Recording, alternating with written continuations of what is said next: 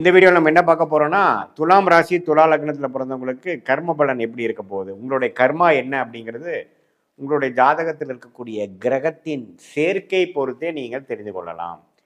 சாதகமான கிரக சேர்க்கை என்ன? சாதகம் இல்லாத கிரக சேர்க்கை என்னங்கிறது நீங்க தெரிஞ்சுக்கணும். யோகமான கிரகங்கள் உங்களுடைய லக்னம் ராசி துலாமுக்கு என்ன வருகிறது? யோகம் இல்லாதது எப்படி இருக்கு? அதை எப்படி கடக்கிறது? அது என்ன மாதிரி காம்பினேஷன் இருந்தா எப்படி கொடுக்கும் அப்படிங்கிறத இந்த வீடியோவில் பார்க்க போகிறோம். அப்போ பாருங்கள், துலாம் லக்னம், துலாம் ராசி, சுவாதி நட்சத்திரம், சித்திரை நட்சத்திரம் 2 பாதம், கடைசி 2 பாதம், அப்புறம் விசாக நட்சத்திரத்தில் முதல் 2 பாதத்தில் பிறந்த நீங்கள் துலாம் லக்னம் ராசியாக இருக்கும் பொழுது உங்களுடைய யோகமான கிரகம் பார்த்தீங்கன்னா சனி அண்ட் புதன். சனி திசையும் புதன் திசையும் அருமையான திசைகளாக வருகிறது. சனி திசை 19 வருஷம், புதன் திசை 17 வருஷம். சனி ராகு சூரியனோட சேர்வது தவறு, செவ்வாயோட சேர்வது அவ்வளோ நல்ல நன்மையை கொடுக்காது. ஆனால் குருவோட சேர்ந்து குரு பார்வை பெறுவது அல்லது சுக்கரனோட சேர்ந்து இருக்கிறது, பௌர்ணமி சந்திரனின் பார்வை பெறுவது, இதெல்லாம் அற்புதம். கேதுவோட சேருவதும் நல்ல ஒரு விஷயம். ஸோ சனி இது மாதிரி ஒரு நல்ல அமைப்பில் இருக்கும் பொழுது இன்னுமே சனி திசை யோகமாக இன்னும் யோகமை பல மடங்கு அதிகப்படுத்தி கொடுக்குங்கிறத நம்ம புரிஞ்சுக்கணும். அதே மாதிரி புதன்கிற கிரகம் குருவால் திட்பலம் பெற்று பௌர்ணமி சந்திரன் பார்வையில் பெற்று அதே சமயத்தில் சுக்கரனோட சேர்ந்திருக்கும் பொழுது அற்புதமான ராஜயோக பலன்களை துலாம் லக்னம் துலாம் ராசிக்காரர்களுக்கு கொடுப்பார். ஆனால் புதன் செவ்வாயோட சேர்ந்திருந்து ராகுவோட ஒரு 15 டிகிரி 10 டிகிரி சேர்ந்திருந்தா கொஞ்சம் அதோட காரத்துவமாகிய படிப்பு சார்ந்த விஷயங்கள், தந்தையார் விஷயங்கள், நல்ல பேச்சு திறமை, டாக்குமெண்ட் ரிலேட்டடான விஷயங்கள், ஐடி சாஃப்ட்வேர், இது மாதிரி விஷயத்துலாம் கொஞ்சம் பாதிப்பு வரும். ஆனால் ஓரளவுக்கு யோகமாக இருக்கும் பொழுது அந்த துறையில் நல்லா மேலே வரக்கூடிய டெவலப் ஆகக்கூடிய அமைப்புகள் இருக்குது. ஸோ ராகு சனி சூரியனோட சம்மந்தம் இருக்காங்கிறது பார்த்துக்கணும். புதன் ராகுவோட சேர்வது தவறு, சனியோட சேர்ந்தாலும் கொஞ்சம் குறையும் அதோட படிநிலை. அதே மாதிரி செவ்வாயோட சேர்வதும் அவ்வளோ நல்லதில்லை. இதே மாதிரி குரு சுக்கிரன் பௌர்ணமி சந்திரனின் தாக்கம் பெறும் பொழுது அற்புதமான பலன்கள் இருக்கும். சனியும் கொடுப்பார், புதனும் கொடுப்பார். ராஜயோகம் பல மடங்கு நன்றாக வரும் அப்படிங்கிறத தெரிஞ்சுக்கணும். அது வயசு நல்ல ஒரு 25-30 வயசுக்கு மேலே சனி திசை புதன் திசை நான் சொன்ன மாதிரி ஒரு அற்புதமான ஒரு கிரக சேர்க்கையில் வரும் பொழுது அற்புதமான பல நன்மைகளை கொடுப்பார். நம்ம துறையில் நம்ம முதன்மையான ஒரு நபராக கொண்டு வர கொடுப்பார் அப்படிங்கிறத நம்ம தெரிஞ்சுக்கலாம். ஸோ இது ஒரு பொதுவான ஒரு அமைப்பு. சனி புதன் அமைப்பு எது மாதிரி சாதகம், எது மாதிரி அமைப்பு சாதகம் இல்லைன்னு தெரிஞ்சிட்டோம். இதே அவயோக கிரகம் துலா லக்னம் துலாம் ராசிக்கு என்ன இருக்குன்னு பார்த்தா குருங்கிற தசை ஜாதகருக்கு நல்ல ஒரு அமைப்பை கொடுக்கக்கூடிய அமைப்பில் இல்லை. ஸோ குரு பாருங்க அவயோக தசையாக ராசி அதிபதி லக்னாதிபதி சுக்கிரனுக்கு பிடிக்காத ஒரு கிரகமாக வருகிறார். ஸோ அது மாதிரி நமக்கு வரும் பொழுது ராகுவோட ஒரு 10 டிகிரியில் போய் குரு மாட்டிட்டாருன்னா குரு சண்டால யோகமாகி நல்ல ஒரு அமைப்புகள் இருக்காது. குரு திசை பாடாப்படுத்தும். ஆனால் குருச்சந்திர யோகத்தில் இருக்கார், குரு செவ்வாயோட இருக்கார். அப்படிங்கிறப்போ செவ்வாயோட சேர்ந்திருக்காருன்னா நல்ல விஷயமாக இருக்கும்.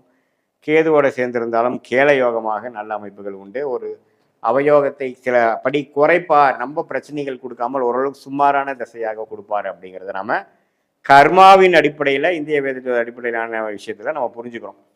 கிரக சேர்க்கையில் தான் கர்மா வருதே ஒழிய எந்தெந்த கிரகம் எந்தெந்த இடத்துல இருக்குதுங்கிற பொறுத்து வரல.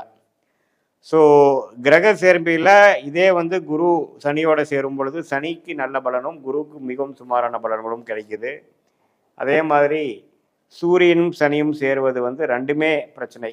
பித்திருக்காரகனாகிய சூரியனும் பிரச்சனையாகிறார், சனிங்கிற யோகமான கிரகம் பாதிப்புள்ளாகிறார். அது பலன் கொடுக்க முடியாமல் தந்தையாருக்கும் ஜாதகருக்கும் பிரச்சனைகள் கொடுக்குறார். இது மாதிரி பல காம்பினேஷன்ஸ் நமக்கு நன்மையாக இருக்கா தீமையாக இருக்கா அப்படிங்கிறத நம்ம பார்த்து நம்ம தெரிஞ்சுக்கலாம். ஸோ இது ஒரு ஜென்ரலான அமைப்பு. உங்களுடைய நியூட்ரல் பிளானட்ஸ் என்று சொல்லப்படுகிற செவ்வாய், சூரியன், சந்திரன் அது மாதிரி கிரகங்கள் பார்த்திங்கன்னா ஒரு சுமாரான பலன்கள் கொடுக்கும். அவர் கொஞ்சம் நல்ல சேர்க்கையில் இருக்கும் பொழுது நல்ல பலன்களாகவும் இன்னுமே பாதிப்புள்ளான இது மாதிரி அவயோக காம்பினேஷன் இருக்கும் பொழுது இன்னுமே பாதிப்புகளை கொடுக்குங்கிறத நீங்கள் தெரிஞ்சுக்கங்க. அது என்ன பாதிப்பு என்னங்கிறதுலாம் ஒரு தனி வீடியோவில் நம்ம பார்க்கலாம்.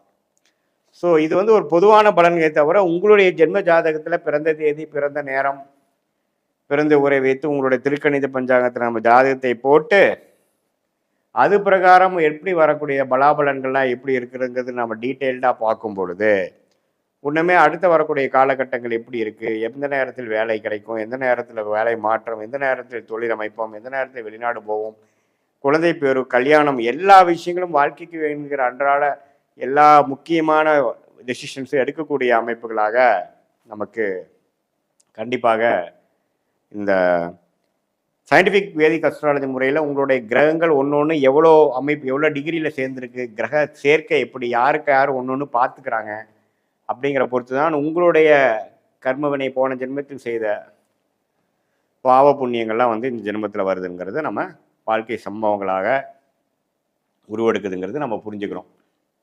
இது பொதுவான பலனை தவிர உங்களுடைய ஜென்ம ஜாதகத்தில் நம்ம உங்களுடைய ஜாதகத்தை போட்டு பிறந்த தேதி பிறந்த நேரம் வைத்து போட்டு அதை நம்ம துல்லியமாக பார்க்கும் பொழுது உள்ளமே வந்து அப்சல்யூட்லாம் கரெக்டாக நம்மளுடைய டெசிஷன் மேக்குக்கு வேணுங்கிற டைம் லைன்ஸை எப்படி ஒரு கூகுள் மேப் ட்ராவல் பண்ணுறவருக்கு ஒரு நல்ல ஒரு துணையாக இருக்குதோ அதே மாதிரி நம்ம வாழ்க்கையில் வாழக்கூடிய கிளாரிட்டி இல்லாத நேரத்தில் இந்த சயின்டிஃபிக் வேதிக் அஸ்ட்ராலஜி நல்ல ஒரு அமைப்பை கொடுத்து நம்மளுடைய அடுத்த வரக்கூடிய காலகட்டங்கள் ஷார்ட் டேர்ம் லாங் டேர்ம் எப்படி இருக்குது, எதை காட்டுது, நம்ம போகிற டைரக்ஷன் கரெக்டாக அப்படிங்கிற ஒரு டபுள் கன்ஃபர்மேஷனை செய்யக்கூடிய ஒரு அமைப்பாக இருந்து எல்லாத்தையும் உத்வேகப்படுத்தி கிளாரிட்டி கொடுத்து நம்மளுடைய கர்மாவை நாமளே தெரிந்து கொண்டு அதுக்கு தகுந்த மாதிரி வாழ்க்கை திட்டங்களை செயல்பட்டு நம்ம போனோம்னா வாழ்க்கையில் எதிர்நீச்சல் போடாமல் சமய விரயங்கள் பொருள் விரயங்கள் செய்யாமல் வாழ்க்கையில் எளிதில் வெற்றி பெற முடியும் என்று சொல்ல விரும்புகிறேன்.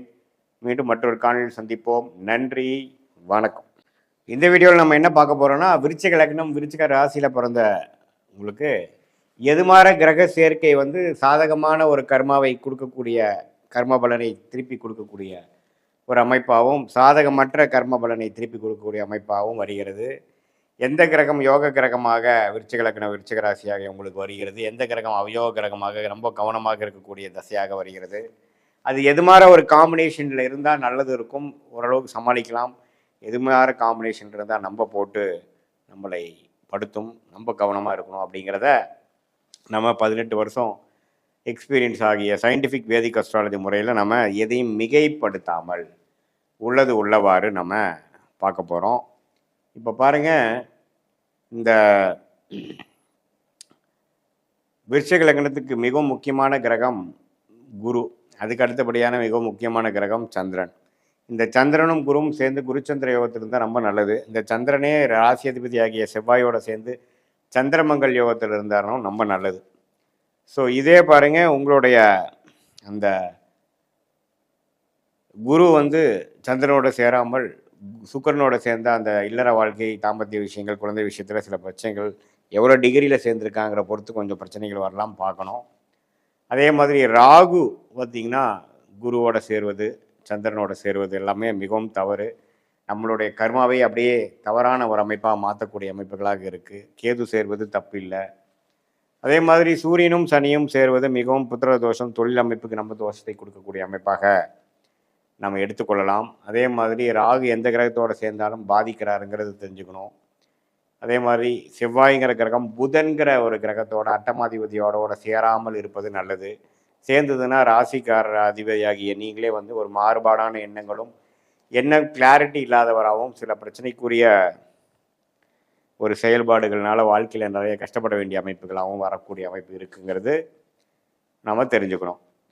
ஸோ விருச்சிக ராசி விருச்சிக லக்னத்தில் பிறந்தவங்களுக்கு நம்ம எப்படி சொல்கிறோம் அப்படின்னா, இது வந்து ஒரு குரு சந்திரன் வந்து இது மாதிரி நல்ல காம்பினேஷன் இருந்தால் நல்ல அற்புதமான ஒரு பலன்கள் கொடுக்கக்கூடிய அமைப்புகளும் வாழ்க்கையில் முன்னேறக்கூடிய அமைப்புகளும் செல்வ செழிப்புகள் குறைவில்லாத அமைப்புகளும் இருக்குது. அதே சமயத்தில் புதன்கிற கிரகம் வரக்கூடாத கிரகமாக இருந்து செவ்வாயோட சேர்ந்து ராகுவோட சேர்ந்து புதன் திசை வந்ததுன்னா அவ்வளோதான். ஆயுசு விஷயத்துக்கு பொருளாதார விஷயத்துக்கு அசிங்கம் கேவலம் அம்பு வழக்குகள் எல்லாமே வந்து கொஞ்சம் பிரச்சனையாக வரும் அப்படிங்கிறத நம்ம தெரிஞ்சுக்கணும்.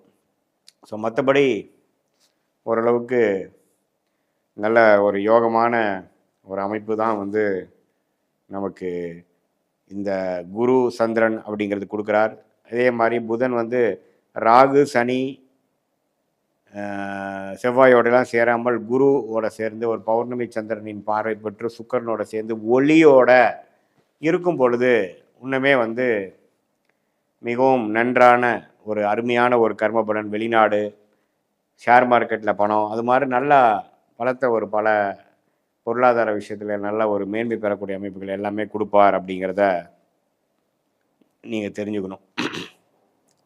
ஸோ இதுதான் விருச்சிக ராசிக்கு வந்து வரவேண்டிய தசைகள், வரவேண்டிய நல்ல கிரகங்கள் எப்படி இருக்கணும், சுமாரான அவயோக கிரகம் எப்படி இருக்கணுங்கிறத தெரிஞ்சுக்கிட்டு அது பிரகாரம் உங்கள் கர்ம வினைகள் எப்படி வரும் அப்படிங்கிறத நம்ம பார்க்குறோம். இதே நியூட்ரல் பிளானட் ஆகிய சுக்கிரன், சூரியன், குரு, சனி, இது மாதிரி கிரகங்கள்லாம் பார்த்தீங்கன்னா ஓரளவுக்கு ராகு, சூரியன், சனியினால் பாதிக்கப்படாமல் ஓரளவுக்கு ஒளி பொருந்திய கிரகத்தின் தாக்கத்தில் ஸ்தான பலம், திக்பலம், திருப்பலத்தோட எல்லாம் இருக்கும் பொழுது நல்ல பலன்கள் கொடுப்பார் அப்படிங்கிறத நீங்கள் தெரிஞ்சுக்கணும்.